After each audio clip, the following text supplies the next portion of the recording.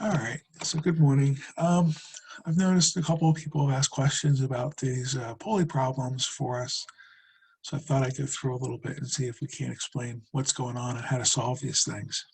Okay, so we'll come back to this in just a second, but I wanted to ask you, let's set up a different problem for just a moment, and then we'll hit this one so we can kind of explain what's going on. I promise we'll do this the easy way in just a minute.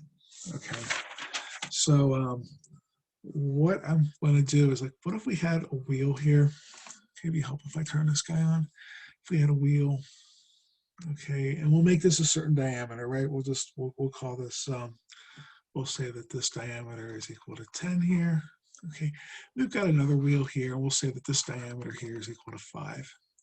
And we'll set this wheel spinning, and we'll say that the speed here, for rotational stuff, they use omega, right? But that's what an omega looks like. It's kind of a weird W. It's a little omega as opposed to a capital omega.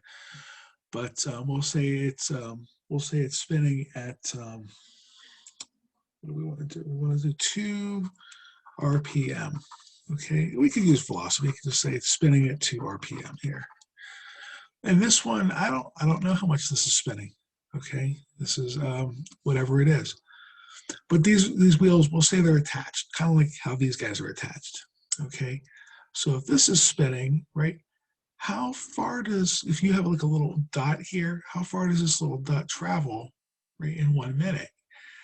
And you think, oh, that's right, that's geometry. We've got a circumference here, which is, right, 2 pi r. And remember that 2 pi is actually equal to your diameter. So this is going to be pi times your diameter, right? And since we have 2 of them in a minute, we're going to go ahead and put a 2 out here.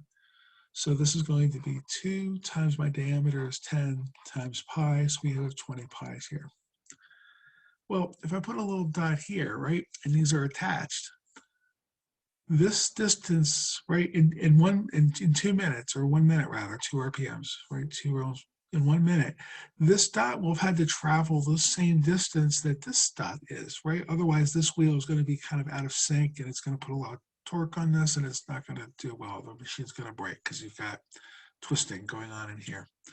So this distance, whatever distance this dot travels, has to be equal to whatever distance that travels. Okay, so again, we've got this, right, this 2 pi r, right, as a circumference. So 2r, right, that's the diameter.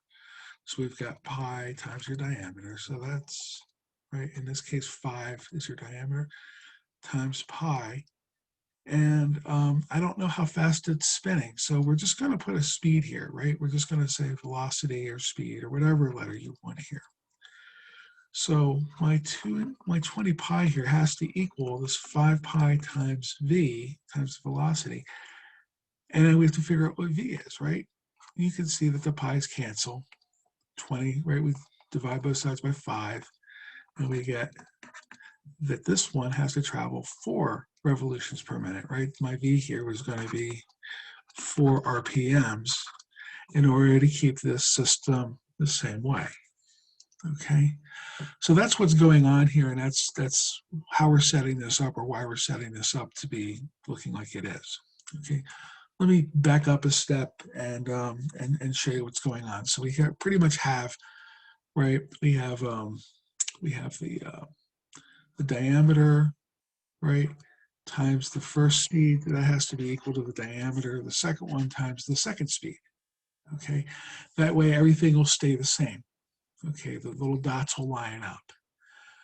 The way your book does this, right, is to say, well, the diameter of the one over the diameter of the second one, right? All we're doing is dividing both sides by d2 here, and that is equal to v2 over v1, right? We're dividing, putting this guy over here, right? So this is what we're starting with, and this is what we're kind of ending with. But you'll notice that it's got this sort of inverse proportionality relationships that they set up. Okay, so if we're going to set this thing up otherwise, just to go with memorizing the formula in the book, you've got the D1, and on the bottom, because they're inversely proportional. And your book does not tell you this. I copied this. They don't tell you that they're inversely proportional. So this is the one you kind of have to remember, that these are inversely proportional. Most of the other problems, like if they have pressures or something like that, they tend to tell you, okay? But you got to remember that pulleys are inverse proportional, and that if we start the fraction up here with 1, on the bottom, on the next line has to go with the 1 down there, V2, V1 over here, okay? So let me go ahead and erase this part here, all right? And then we'll just kind of set this problem up based off of the picture and see what we're going to end up with. Okay, but this is where this comes from, so it's not like magic formula number 39, right? This formula comes from making sure the dots line up. And quite honestly, when I was in high school and I did chemistry and sciences, they pretty much always introduced it like the product of the one system has to be the product of the next system, and there wasn't any fractions, which made me happy because in high school I was not a good person with fractions. I did not like the ratios. I did not like fractions. So it was a lot easier for me to memorize what was going on here, excuse me, than trying to figure out what was happening with this formula. But whichever one makes you happy, you're going to get the same answer either way. Okay, I don't care which one you use. And if it's easier because the rest of the book provides you this particular setup, when I memorize that, you go right ahead. Okay. All right. So I'm just, like I said, I'm gonna get rid of all of this, and we're just going to. I wish I had a better way of knocking all this stuff out here, but I don't. All right. So I'm sorry this is taking longer than the next problem will go a lot faster. Okay. I won't go through the explanation for what's happening. We'll just go ahead and do it. Okay. I don't have a highlight destroy kind of a thing on this. All right, that's probably good enough. Okay, so let's draw this thing out. So we've got my diameter 1 divided by my diameter 2. Sorry, my heater's going to go on. We have our fraction, the velocity of the first one underneath the fraction here, velocity of the second. Okay, so what's my first diameter? I don't know, it's x, right? I said it's x. What's my diameter of the second one? That's going to be 6. What's the velocity of the first one? Well, this x, right, this pulley is attached to this 300. And this pulley down here, they said that's going to be 1250, right? And then all we're going to do here, we're just going to cross multiply, all right? So we're going to have 300x is equal to 6 times 1250, all right? And got my little calculator going on here, so we're going to say this is 6 times 1250. Okay, 6 times 1250. And we're going to get 300x is equal to, what did I say that was? That was 750? 7,500. Right?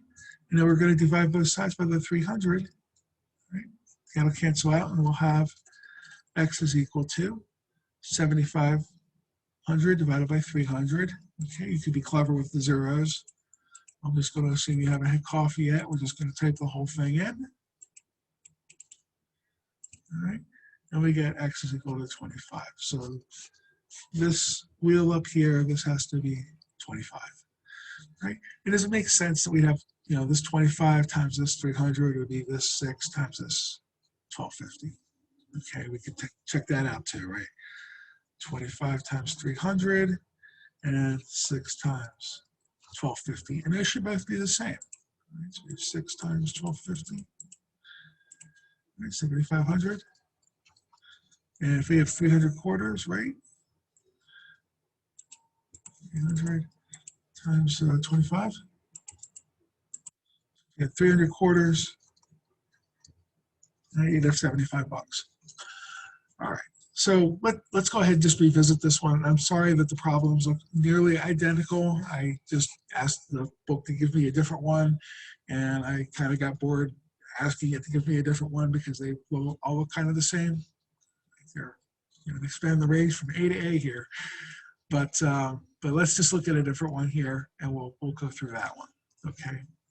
So again, we're going to set up. We've got D1 over D2 is equal to And we've got to swap them, right? So this has got to be my velocity down here. This has got to be the velocity attached to the second diameter up on top here. So just going to cross it, all right? And again, this is the hardest thing in this problem, I think, is remembering that, you know, we're talking about inverse relationship here. Okay, so how much is the first pulley? I don't know. We'll just call it X. How much is the second pulley? It's 6. Okay. I think I found one that was 5, but everything was the same other than that. And then we'll go across the aisle here. So my X, right? What's the speed this is moving at? It's moving down here at 300. Okay. My V2, there we go. It's 1100. All right. So all we're going to do here is cross multiply. So we're going to say this is 300x is equal to 6 times 1100. Okay, we could put that in a calculator if we wanted to. I'm going to feel silly doing it because it's just going to be 6,600. But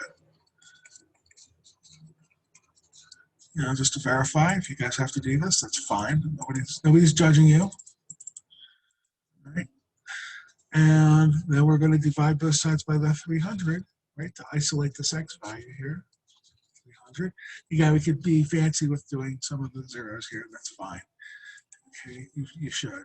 So we're just going to say 600. And if I just type this in, I get this ANS, which is going to take the last number I have. This ANS is really 6,600 divided by 300.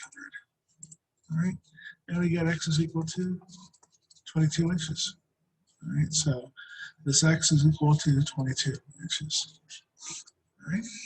And that's how you do those kinds of problems. And there's plenty others for there to go, but hopefully this gives you a good way of starting. And I hope that this problem isn't as intimidating as it once looked. All right, so keep going with the homework. Good job, everybody. And I'll send me more questions. I'll be happy to do them.